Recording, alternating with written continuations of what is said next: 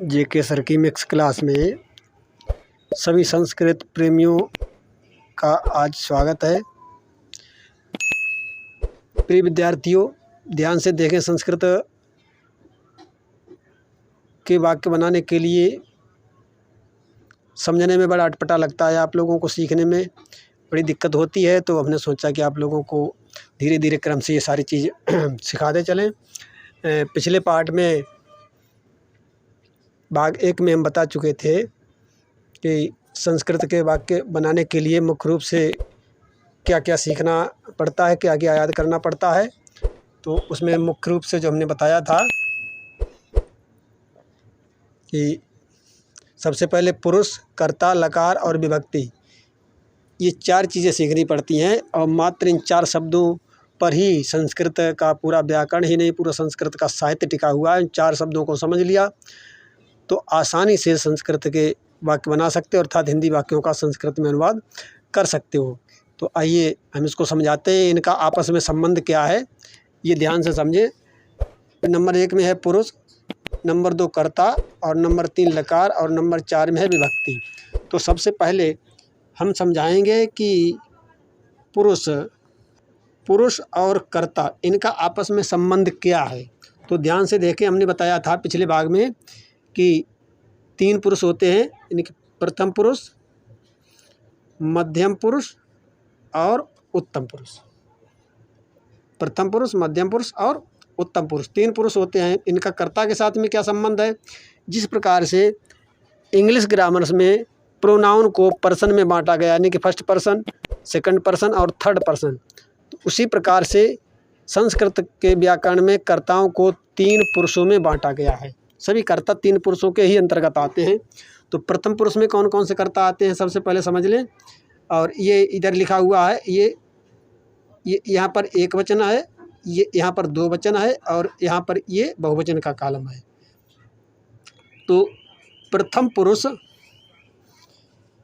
एक वचन में, प्रथम पुरुष एक वचन में सा है और द्विवचन में तऊ है और बहुवचन में ते है।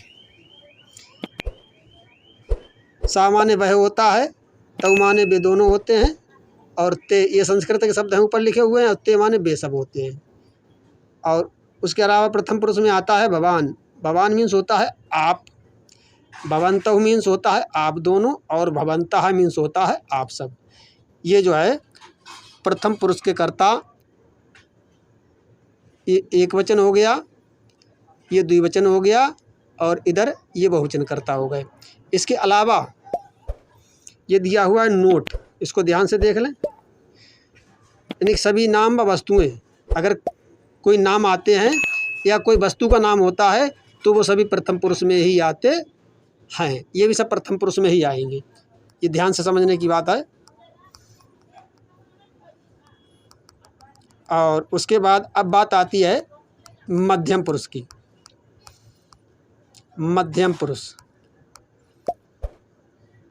मध्यम पुरुष, मध्यम पुरुष में एक वचन में तुम, तुम मीन्स होता है तुम, युवाम मीन्स होता है तुम दोनों, और योम मीन्स होता है तुम सब। ये एक वचन हो गया, ये द्विवचन में हो गया और ये बहुवचन में हो गया। ये हो गया है मध्यम पुरुष कर्ताओं में। अब उसके बाद बारी आती है उत्तम पुरुष की। उत्तम पुरुष में एक वचन में अहम, अहम मीन्स मैं होता है,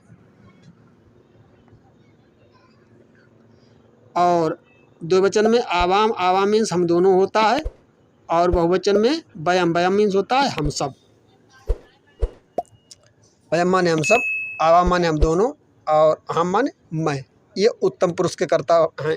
एक वचन में ये है, द्विवचन में ये है और बहुवचन में ये कर्ता हैं। ये हो गया पुरुष और कर्ता का संबंध। अब ध्यान से देखें, ठीक उसी प्रकार से जैसे कर्ता 3 पुरुषों में बांटे गए हैं, वैसे ही जो धातु रूप होते हैं, धातु क्रिया, क्रिया जो है वो भी पुरुषों में ही बांटी गई है। जैसे ये दिया हुआ है, ध्यान से देखें, ये है पठ। पठ संस्कृत का शब्द है, इसको पठ मीन्स होता है पढ़ना, हिंदी में इसको पढ़ना कहते हैं। धातु रूप इसको कहते हैं, धातु माने होता है क्रिया। और लट लकार, लट लकार जिसको ना समझ में आता हो, हिंदी में जो समझते हैं वो समझ लें वर्तमान काल। और जो लोग इंग्लिश को ज़्यादा समझते हैं, इंग्लिश को जानते हैं, वो समझ लें प्रेजेंट टेंस। वर्तमान काल, प्रेजेंट टेंस, लट लकार एक ही बात है। तो जिस प्रकार से अंग्रेजी में फार्म होती है, first form, second form, third form, उस प्रकार से इसमें प्रत्येक लकार में प्रत्येक धातु की प्रत्येक क्रिया की 9 फार्म है, 9 अवस्थाएं हैं अलग अलग। देखो, प्रथम पुरुष में एक वचन में पठत, द्विवचन में पठता, बहुवचन में पठन्ति। मध्यम पुरुष में एक वचन में पठस, द्विवचन में पठता और बहुवचन में पठत। और उत्तम पुरुष में एक वचन में है पठाम, द्विवचन में है पठावा और बहुवचन में है पठामा। ये पठ धातु के रूप हो गए। अब इसी प्रकार की अन्य धातुएं भी चलती हैं। अगर एक धातु की सभी लकारों में रूप को ठीक से समझ लिया तो ज़्यादा दिक्कत नहीं होगी, ज़्यादा याद नहीं करनी पड़ेंगी, आसानी से याद हो जाएंगी। इसी प्रकार से अन्य धातुएं होती हैं, उनके भी रूप ऐसे ही चलते हैं। और ये लकार 5 प्रकार के होते हैं, हमने आप लोगों को बताया भी था पिछले में, फिर समझाने जा रहे हैं। ध्यान से देख लो, ये द्रस धातु है। कौन सी है? द्रस धातु। द्रस धातु दी है, ये द्रस धातु। द्रस मीन्स होता है देखना। ये लट लकार दिया है, लट लकार का मतलब वर्तमान काल। ये एक वचन है, ये द्विवचन है और ये बहुवचन है। ठीक उसी प्रकार से जैसा कि हमने बताया था, ये प्रथम पुरुष में पश्यत, पश्यत, पश्यता, पश्यन्ति। ये मध्यम पुरुष में पश्यस, पश्यथा, पश्यत। और ये उत्तम पुरुष में पश्याम, पश्यावा, पश्यामा। बिल्कुल ठीक उसी तरह से, उसी से मिलते हुए हैं जैसे हमने अभी पठ धातु के पठत, पठता, पठन्ते, पठत, पठता, पठत बताए थे। पठा में पठावा, पठामा। और सर रही बात लकार की, हर लकार में ये 9 फार्म होती हैं इसकी। देखिए ये 9 फार्म है। ये लोट लकार आज्ञावाचक है, प्रार्थना सूचक है। ये बाद में समझाएंगे कि क्या होता है, कैसे होता है। और ये लंग लकार पढ़ा जाता है, इसको भूतकाल कहते हैं। इंग्लिश में अगर कहें तो ये पास्ट टेंस होता है, पास्ट टेंस, पास्ट इसको लिख सकते हैं, पास्ट।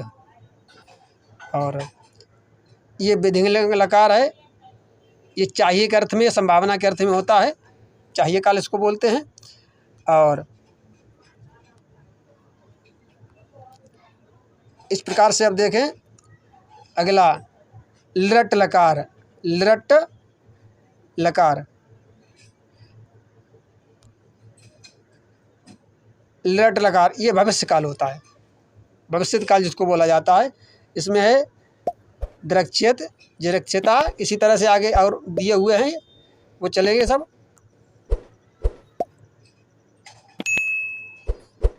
ये दिए हुए हैं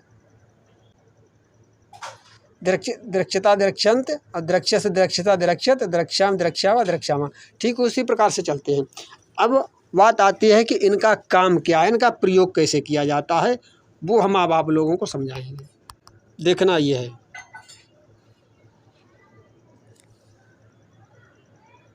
ध्यान से देखो, ध्यान से देखो। जैसे हमें वाक्य बनाना है, संस्कृत में मान लेते, वह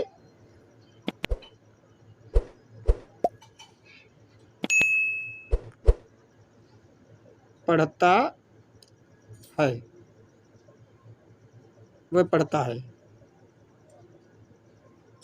वह पढ़ता है। इसको संस्कृत में बनाना है, तो संस्कृत में कैसे बनेगा इसको समझ लें। सबसे पहले हम जैसा कि दिखाया था, वह पढ़ता है, उसकी सबसे पहले वह की संस्कृत ढूंढेंगे। देखिए वह की संस्कृत दी है सहा, वह की संस्कृत दी हुई है, वह की संस्कृत सहा दी है, सहा। सबसे पहले हम ये संस्कृत लगाएंगे वहाँ पर, सहा, ये सबसे पहले यहाँ पर लिखेंगे, सहा। सहा लिखने के बाद अब पढ़ता है। देखना ये है कि ये वाक्य किस लकार का, ये पार्ट 1 में बताया था कि वाक्य जिस लकार का होता है उसी लकार की क्रिया लगाते हैं, और कर्ता जिस पुरुष और जिस वचन का होता है उस पुरुष और वचन की क्रिया रखी जाती है। तो अब आप लोग ध्यान से समझें, देखें कि ये कर्ता जो है वो किस पुरुष का और कई वचन है। कर्ता किस पुरुष का और कई वचन है, इसको ध्यान से समझें, समझने की कोशिश करें। देखिए ये सा दिया हुआ है, ये सा, ये प्रथम पुरुष का, ये प्रथम पुरुष में है, और ये एक वचन कर्ता में है, एक वचन कर्ता में। तो प्रथम पुरुष एक वचन की क्रिया, पढ़ना की संस्कृत पठ माने पढ़ना होता है, ये पठ माने पढ़ना है। तो इसमें हम प्रथम पुरुष एक वचन में लट लकार कार्य यानी कि वर्तमान काल की क्रिया लगाएंगे। तो ये पठत ये लगेगी, ये क्रिया लगेगी जा करके। तो ध्यान से समझने की कोशिश करें, ये पठत लगेगी तो ये वाक्य पूरा बनेगा जा करके। वाक्य बन जाएगा सहा पठति, इस तरह से वाक्य बनेगा जा करके। और ठीक है, इसी प्रकार से अगर हम दूसरा वाक्य बनाते हैं कि मैं पढ़ता हूँ, मैं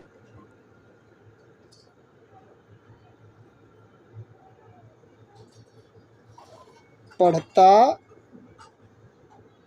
हूँ, तो ये कैसे संस्कृत बनेगी, इसको देखने और समझने की कोशिश करें। सबसे पहले देखते हैं हम मैं की संस्कृत कहाँ है। तो ध्यान से देखें, ये मैं लिखा हुआ है, इसकी संस्कृत है अहम। और ध्यान से अभी देखते समझते चलें, ये अहम जो है उत्तम पुरुष का ये एक वचन करता है। अहम उत्तम पुरुष एक वचन का करता है, अहम मैं की संस्कृत है। तो ये ध्यान से समझ लें थोड़ा।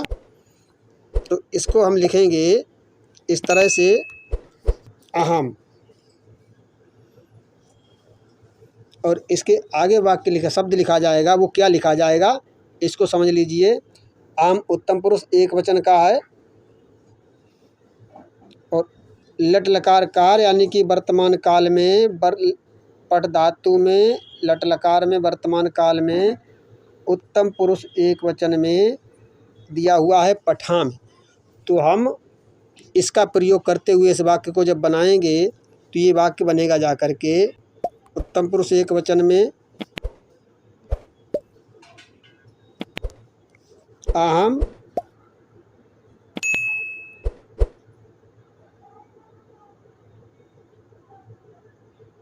पठाम, इस तरह से वाक्य बनेगा जा करके। तो ये इस प्रकार से संस्कृत के वाक्य बनाए जाते हैं। जिस लकार का वाक्य होगा उसी लकार की क्रिया लगाएंगे, और कर्ता जिस पुरुष और जिस वचन का है उसी पुरुष और उसी वचन की क्रिया लगाते हैं। एक वचन हो तो एक वचन, बहुवचन हो तो बहुवचन, द्विवचन हो तो द्विवचन। और प्रथम पुरुष का कर्ता होगा तो प्रथम पुरुष की क्रिया लगेगी, मध्यम पुरुष का कर्ता होगा तो मध्यम पुरुष की क्रिया लगेगी, और उत्तम पुरुष का कर्ता होगा तो उत्तम पुरुष की क्रिया लगेगी। तो इस प्रकार से हम लकार पुरुष और कर्ता के संबंध को समझ करके संस्कृत के वाक्यों को आसानी से बना सकते हैं। और जो विभक्तियों का परिचय है और विभक्तियों का प्रयोग है उसको हम इस क्लास में बताएंगे तो क्लास लंबी हो जाएगी, अधिक समय की क्लास हो जाएगी। तो लंबी क्लास ना करते हुए इसको हम यहीं पर रोकेंगे, और उसकी जानकारी हम अगले भाग में आप लोगों को देंगे, अगली क्लास में बताएंगे विभक्ति का प्रयोग कैसे किया जाता है, और विभक्ति का क्या महत्व है और क्यों ज़रूरी है, कैसे प्रयोग करते हैं और उससे क्या लाभ मिलता है, संस्कृत को कितना सरल बना देती हैं विभक्तियाँ। तो ये बात हम अगली वीडियो में बताएंगे, अगले भाग में बताएंगे, अगली क्लास में बताएंगे। और जानकारी आप लोगों को अच्छी लगी हो तो कमेंट ज़रूर करें, लाइक ज़रूर करें, और दूसरे लोगों तक जानकारी पहुंचाने के लिए ज़्यादा से ज़्यादा शेयर करें ताकि अधिक से अधिक लोग इसका लाभ ले सकें।